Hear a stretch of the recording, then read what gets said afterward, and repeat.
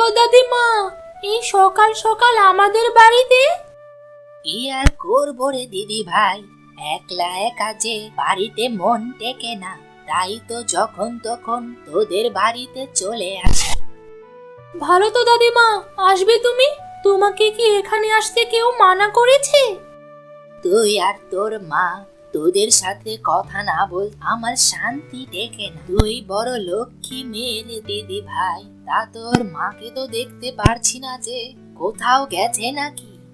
না না দাদিমা, মা তো এখনো ঘুম থেকে ওঠেনি। তো তুই এত সকাল সকাল উঠে কাজ করা শুরু করে দিয়েছি?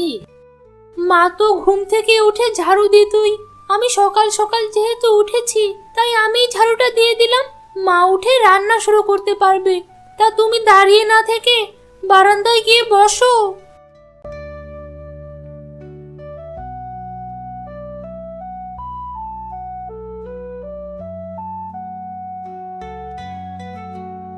আরে দাদিমা, তুমি তো সকাল সকাল আমার মেয়ের সাথে কি গল্প হচ্ছে শুনি? ও আমাদের দুজনের গল্প, তোর শুনে লাভ নেই। মা, আমার উঠান ঝাড়ু দেওয়া শেষ। এবার তুমি রান্না বসাতে পারো। আচ্ছা, আমি তাহলে রান্না বসাই, তুই একটু দাদিমার সাথে বসে গল্প কর তো।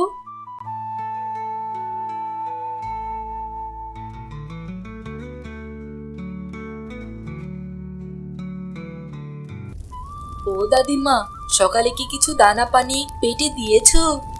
না রে মা, ঘুম থেকে উঠেই তোদের এখানে চলে আসলাম।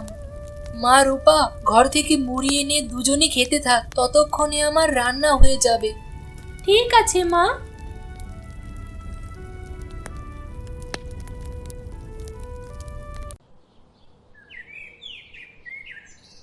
মা, ঘরে আতপ চাল নেই? কেন রে মা, তুই আতপ চাল দিয়ে কি করবি?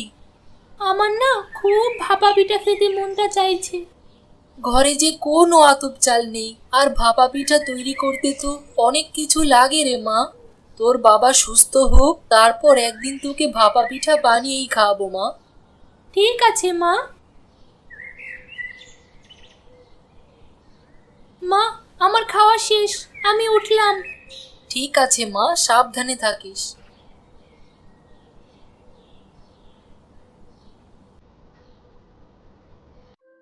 আয়েশা, একবার এই দিকে আসো তো একটু।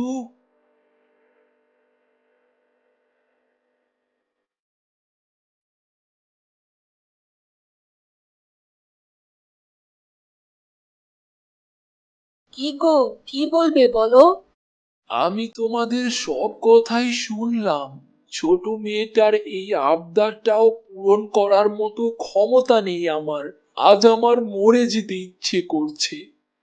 ওগো, এমন কথা বলো না। কবিরাজ তো বলেছে তুমি আর কয়েকদিনের মধ্যেই সুস্থ হয়ে যাবে, তখন তো আর আমাদের কোনো অভাব থাকবে না। কিন্তু ততদিনে যে আমি তোমাদের কষ্ট দেখতে পারছি না। কিছু করার নেই, আল্লাহর রহমতে তুমি জলদি ঠিক হয়ে যাবে। আর কিছু দিনেরই তো ব্যাপার, করো আর একটু কষ্ট। ঠিক আছে, তুমি বিশ্রাম করো, আমি তোমার জন্য খাবার নিয়ে এসে খাইয়ে দিচ্ছি।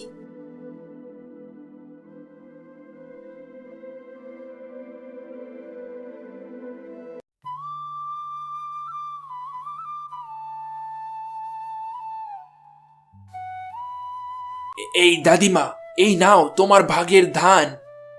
এইবার কি জমিতে ধান কম হয়েছে রে বাতেন? হ্যাঁ দাদিমা, এই বছর ধান একটু কমই হয়েছে। তা তোমাকে কিন্তু আমি কম দেইনি। তা ঠিক আছে তো বাবা বাতেন, ধানের বস্তাটাকে ঘরের মধ্যে একটু রেখে আয়। আমার তো আবার ঘরের মধ্যে নিয়ে যাওয়ার মতো সাধ্য নাই।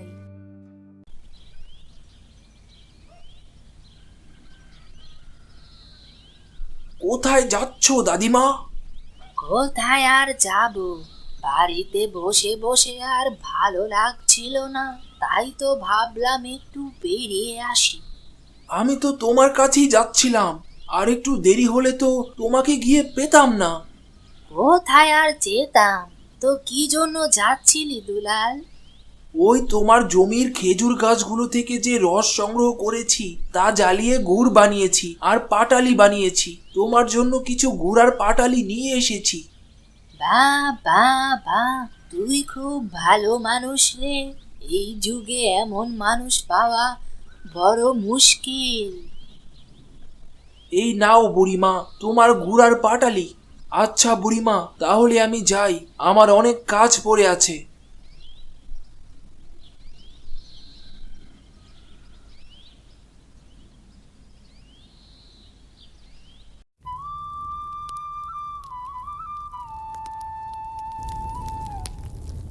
কি গো, এত সকাল সকাল রান্না শুরু করে দিলে? কি আর করব দাদিমা, শীত পড়তে শুরু করেছে, তাই সন্ধ্যার আগে আগেই রান্না শেষ করতে হবে। ভালো করেছো, খুব ভালো করেছো। তা রূপাকে তো দেখছি না, কোথায় আমার দিদি ভাই? আছে কোথাও, হয়তো কারো সাথে খেলা করছে। পাগলি মেয়েটাকে নিয়ে না আর পারছি না দাদিমা। কেন, ও তো খুব ভালো মেয়ে, ও আবার তোমার কি করলো? তেমন কিছু করেনি, কিন্তু কমও করেনি। আহা, কি করেছে বলবি তো আগে। ভাপা পিঠা খেতে চেয়েছে। তুমি তো জানোই তোমার ছেলে অসুস্থ, ঘরে চাল নেই, তার উপর আবার পাটালি গুড়ের দরকার। কিভাবে আমি ওকে পিঠা বানিয়ে দেব? তুমি হাসছো বুড়িমা? শোন, এই ব্যাগটা নে, এর মধ্যে খাঁটি গুড় আর পাটালি আছে। আর তুই কাল সকালে গিয়ে আমার বাড়ি থেকে ধান নিয়ে আসবি। তুমি এত কিছু পেলি কোথা থেকে বুড়িমা? আমার এক টুকরো জমি আছে, একজন জমি চাষ করে আর আরেকজন খেজুরের রস নিয়ে গুড় আর পাটালি তৈরি করে। ও আচ্ছা, তাহলে কাল সন্ধ্যায় পিঠা বানাবো। তোমার ব্যাগে কি দাদিমা? সেই ব্যাগের দিকে চোখ গেল তো। এই নে, এটা তোর। এ কি, ব্যাগের মধ্যে যে গুড় আর পাটালি! হ্যাঁ রে, আমি তোর জন্য এনেছি। কিন্তু খালি গুড় আর পাটালি দিয়ে কি হবে? ঘরে তো কোনো আতপ চাল নেই। এত চিন্তা তোকে করতে হবে না রে মা, কাল তোকে ভাপা পিঠা বানিয়েই খাওয়াবো। হ্যাঁ রে দিদি ভাই, কাল আমরা সবাই তোর মায়ের হাতের পিঠা খাবো। তুমি তো জানো না গো দাদিমা, মা কত ভালো করে পিঠা বানাতে পারে, একবার খেলে মুখে লেগে থাকে। এখন আমি চলি রে দিদি ভাই, আমার আবার একটু ও পাড়ায় যেতে হবে।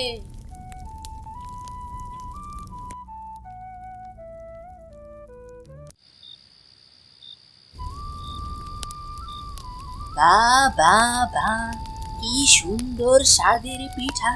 তুই এত স্বাদ করে পিঠা বানাতে পারিস রে আয়েশা? ছোটবেলা থেকে মায়ের বানানো দেখে দেখে শিখেছি, তাই তো ভাপা পিঠার স্বাদ আমার থেকে ভালো কেউই জানে না। তোমাকে বলেছিলাম না দাদিমা, মায়ের হাতের ভাপা পিঠা একবার খেলে বারবার খেতে ইচ্ছে করে। তা তো তুই মন্দ বলিসনি রে দিদি ভাই, আমরা তো এক কাজ করতে পারি। কি কাজ বুড়িমা? তুমি প্রতিদিন রাস্তার পাড়ে বসে পিঠা বানাবে, গ্রামের সকল লোকজন তোমার থেকে পিঠে কিনে খাবে। এতে আমাদেরও পিঠে খাওয়া হয়ে যাবে, আর সাথে কিছু ইনকামও হবে। তা করা যায় দাদিমা, তাহলে সংসারটা একটু ভালো মতো চালাতে পারবো। তোর হাতের পিঠার যে স্বাদ, কেউ একবার একটা পিঠা মুখে দিলে জায়গায় দাঁড়িয়ে ৫-৭টা পিঠা না খাওয়া পর্যন্ত যাবে না। তাহলে আমরা কাল থেকে রাস্তার মোড়ে পিঠার দোকান দেব বুড়িমা। মা পিঠা বানাবে, তুমি বসে থাকবে, আর আমি সবাইকে খেতে দেব।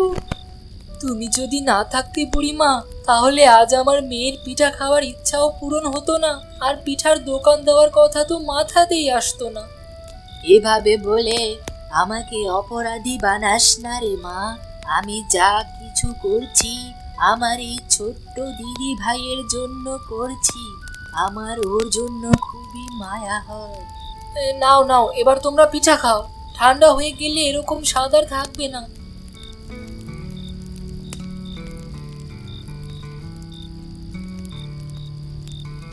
কিরে রূপা, আজ স্কুল থেকে এত তাড়াতাড়ি চলে আসলি?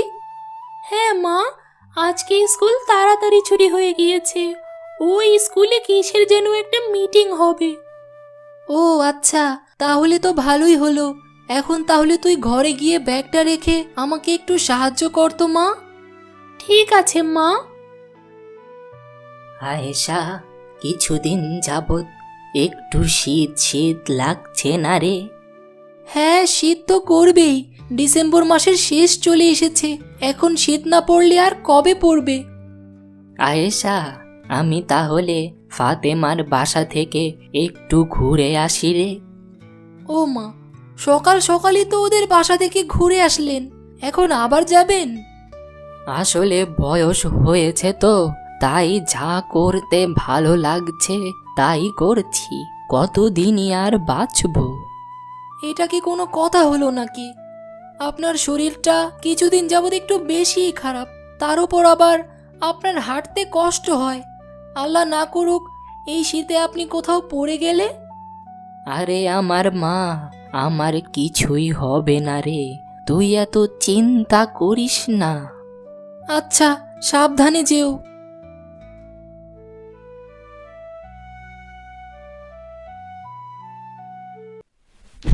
ওরে বাবা রে, ওরে মারে, আমার কোমর, মরে গেলাম রে, মরে গেলাম রে, মরে গেলাম রে।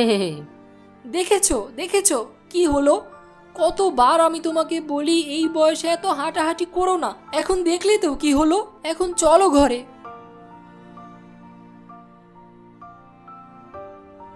আমার মনে হয় আমি আর কোনোদিনও উঠে খাড়াতে পারবো না রে দিদি ভাই।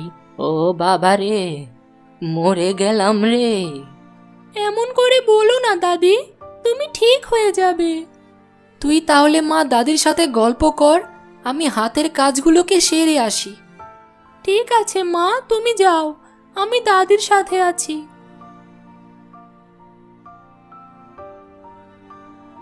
শোন দিদি ভাই, আমি আর বাঁচবো না। আমার ওই পারের ডাক চলে এসেছে রে মনে হয়।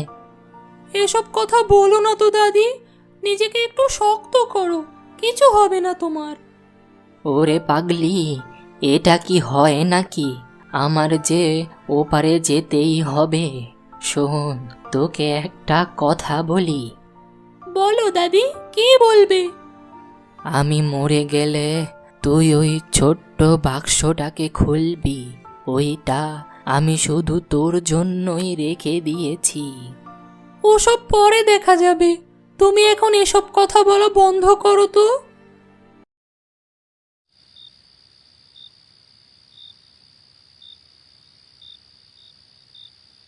এ কি, কি হয়েছে মায়ের?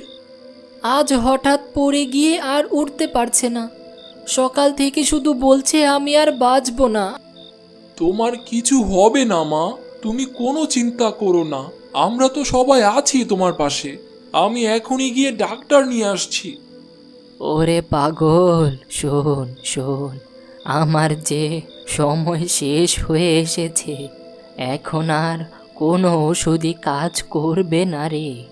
তুই একটু আমার পাশে বস তো। তোকে একটা কথা বলি, আমি চলে গেলে তোদের দেখার মতো আর কেউই থাকবে না। তাই কারো সাথে কোনো শত্রুতা করবি না, সাবধানে থাকবি। ঠিক আছে মা, তুমি যেভাবে বলবে সেভাবেই হবে, আমি সেভাবেই চলবো। কিন্তু তুমি আমাদের ছেড়ে চলে যেও না। তুমি আমাদের ছেড়ে চলে গেলে যে আমরা অসহায় হয়ে পড়বো দাদি। রূপার বাবা, মা তো একদমই নড়াচড়া করছে না। তুমি একটু মায়ের নাকের কাছে তোমার হাতটা নিয়ে দেখো তো। না মা, তুমি আমাকে ছেড়ে চলে গেলে মা। না মা, তুমি আমাকে ছেড়ে চলে গেলে মা। আমাকে একবারও বললে না। আমি আমি আমি একদম একা হয়ে গেলাম। ওগো, ভেঙে পড়ো না, এখনো তো সকাল হলো না। মাকে তো কবর দেওয়ার ব্যবস্থা করতে হবে। ও মা কথা বলো, আমাকে একবার হারুন বলে ডাক দাও না মা। ওগো শক্ত হও, একটু শক্ত হও।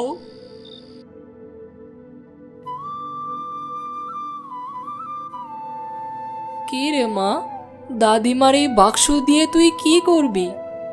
দাদি আমাকে বলেছিল এই বক্সে আমার জন্য কিছু রেখেছে, তাই তো আমি নিয়ে আসলাম।